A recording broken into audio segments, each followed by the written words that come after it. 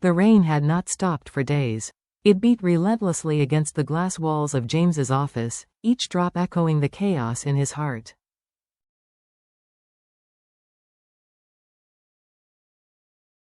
Papers lay scattered across the floor, contracts torn apart. The phone kept ringing, creditors, failures, reminders of a life unraveling.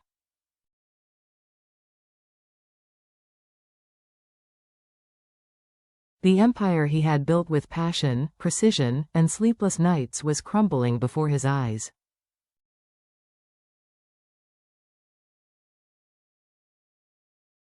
James sat motionless, staring at the final report that confirmed his worst fear: the investors had withdrawn.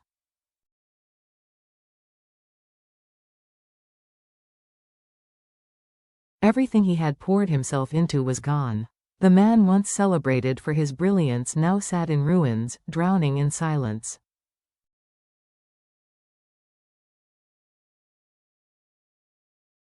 Outside, Diep stood by the door, holding a small umbrella that did little to shield her from the storm.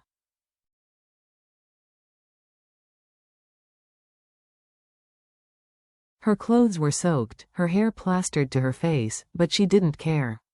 She had come, as she always did, when things went wrong.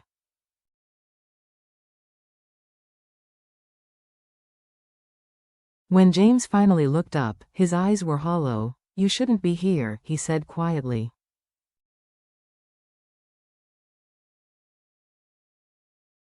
"You don't deserve to see me like this."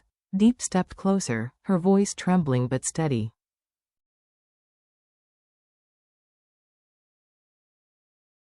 "I came because I promised I would stand with you, no matter what happens." He looked away.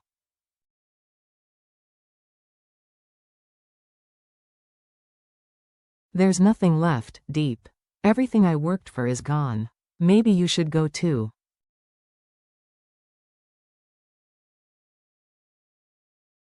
But she didn't. Instead, she reached for his hand. "I didn't fall in love with your company," she whispered.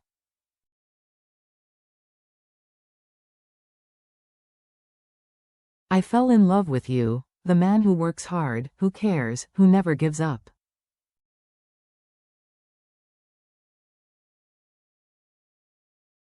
"If you fall, I'll help you stand again." The rain softened, as if the world itself paused to listen.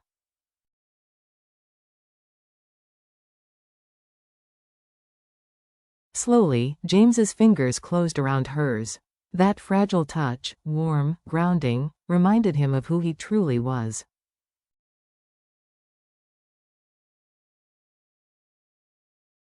"You always know what to say," he murmured. "Because I know your heart," she said softly.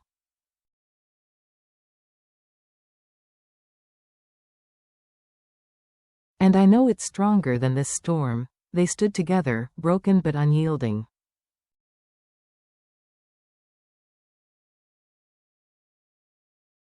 The world might have turned its back on them, but they still had each other. And that, for now, was enough.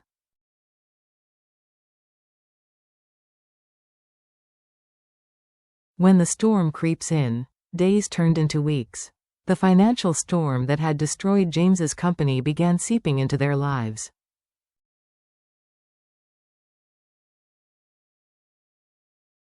The media attacked him, investors blamed him, old allies turned their backs. But the harshest wound came from whispers that Diep was the reason for his fall.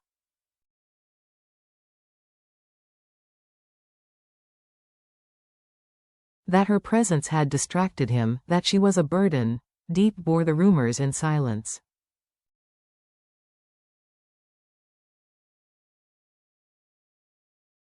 She worked long hours beside James, helping him reorganize files, comforting him through sleepless nights.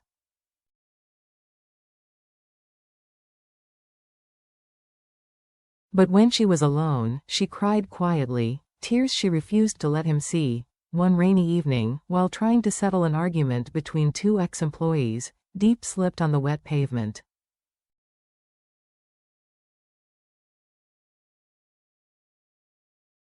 The box of files she carried crashed to the ground.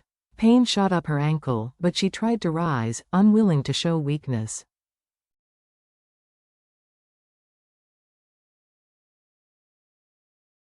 When James found her minutes later, she was kneeling in the rain, gathering papers with trembling hands.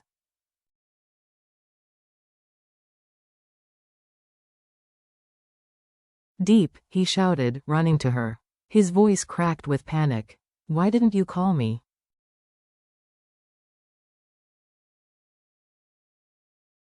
"Because you already have too much to carry," she whispered through tears. Without a word, he lifted her into his arms, fragile, soaked, but impossibly strong.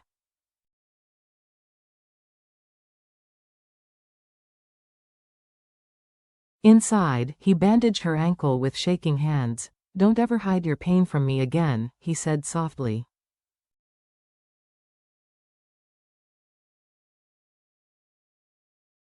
"I can lose a company.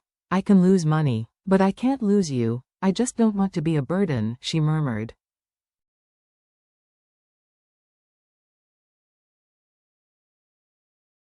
"You're not a burden, Diep. You're the reason I'm still standing." As the rain slowed to a whisper, they sat in silence, the room filled with quiet promises.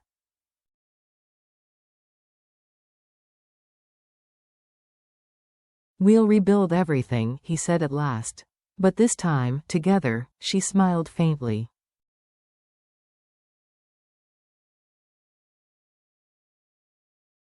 Together, rebuilding from the ashes. Morning sunlight slipped through thin curtains, warming their modest apartment.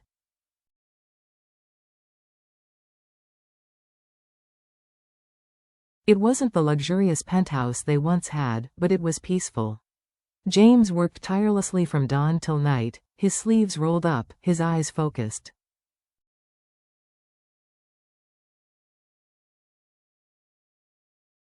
Failure had humbled him, but not destroyed him. Beside him, Diep moved gently around the room, her ankle still wrapped.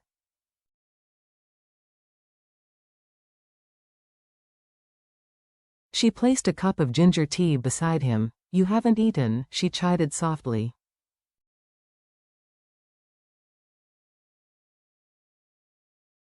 "I will," he said, smiling faintly. "Just need to finish this proposal. If you collapse again," she teased, "your proposal won't mean much."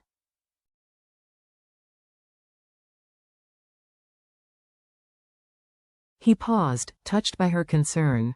"Do you ever regret it?" he asked quietly. "Regret what?"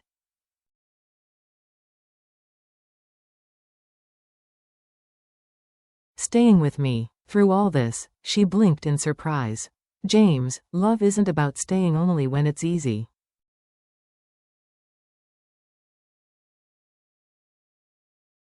"I didn't choose your success.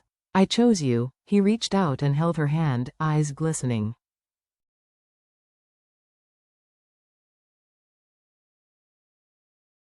"You've been hurt so much because of me. Maybe," she smiled faintly. "But being with you taught me what love truly means, not running away when things fall apart, but holding tighter."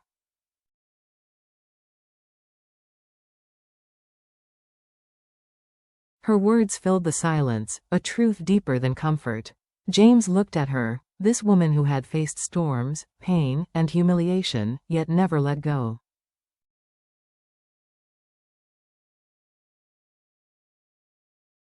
Small beginnings. That weekend, they went to the village market to sell small handmade crafts. Diep's idea to earn extra money.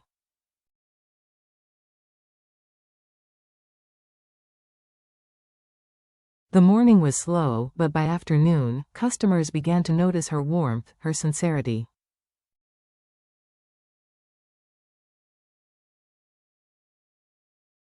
"These aren't just things you sell," one customer said. "They have a story." "They do," Diep smiled.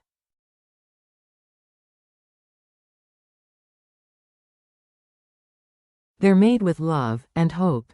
As they walked home under a quiet sunset, James slipped his arm around her shoulders.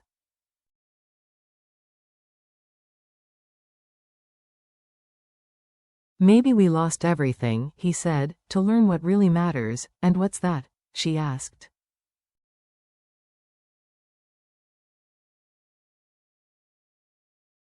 You, he smiled. Their laughter floated through the evening air, light, free, defiant.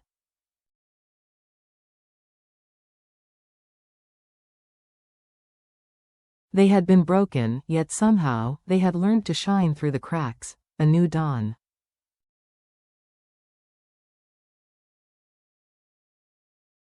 Months passed. The tiny market stall grew into a small shop, then a partnership, and finally, a new company.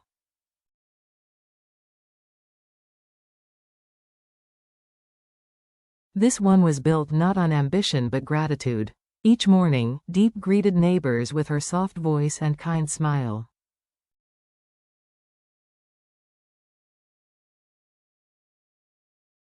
Her handmade goods carried stories people could feel. They weren't just buying products, they were buying hope.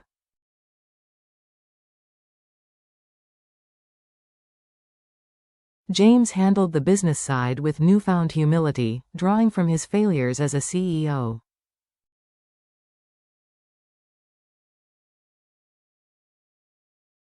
Together, they built something real, grounded in love and resilience. One afternoon, while rearranging shelves, Diep smiled.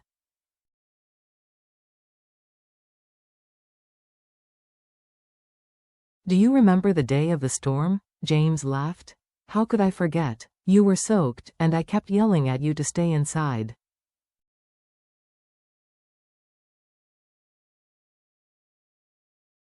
I thought you were angry, she teased. I was terrified, he admitted.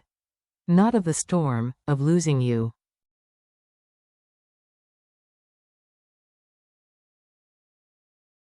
She blushed and reached for his hand. You didn't lose me then. You won't lose me now.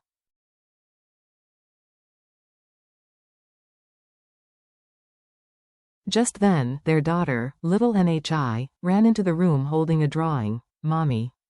Daddy, look, it's our house.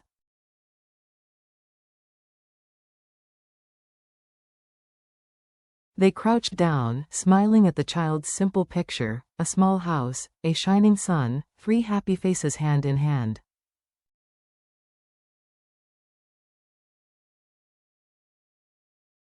She even drew the shop, Diep whispered. It's perfect, James said, wrapping his arms around them both.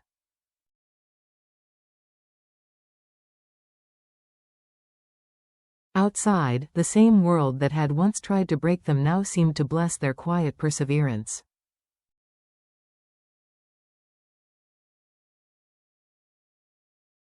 Every wound, every loss, had led them here, to peace, love that stands.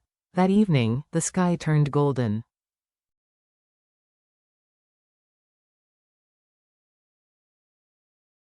James stepped outside as Diep wrapped her arms around him from behind. We've been through so much, she whispered.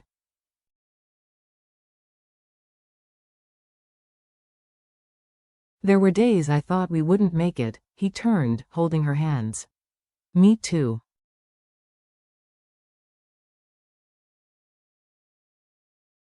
But you never let go, neither did you. Maybe, he thought, falling was what they needed, to learn how to stand again, together.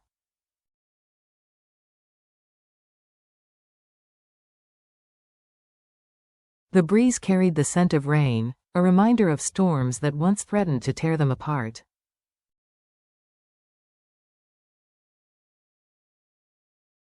Now, they were stronger because of them. Inside, little Nhi's laughter echoed, pure, innocent, healing.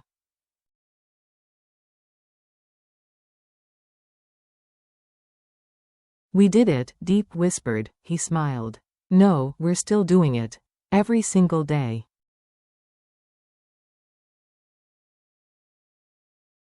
As the light faded, they stood hand in hand, hearts steady not because love was perfect, but because it was chosen.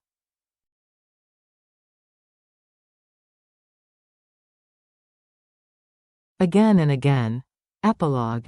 The kind of love that lasts. True love, James and Diep learned, is not a miracle.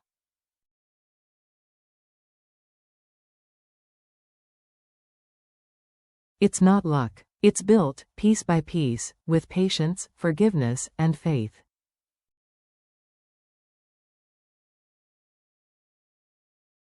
It glows not only in joy but also in hardship. When two people choose to stay, even when leaving would be easier, that's when love becomes unbreakable.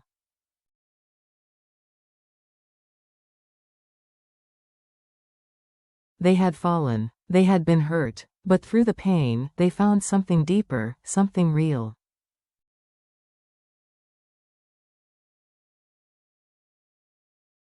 Because love, in the end, is not about never falling. It's about always standing up together.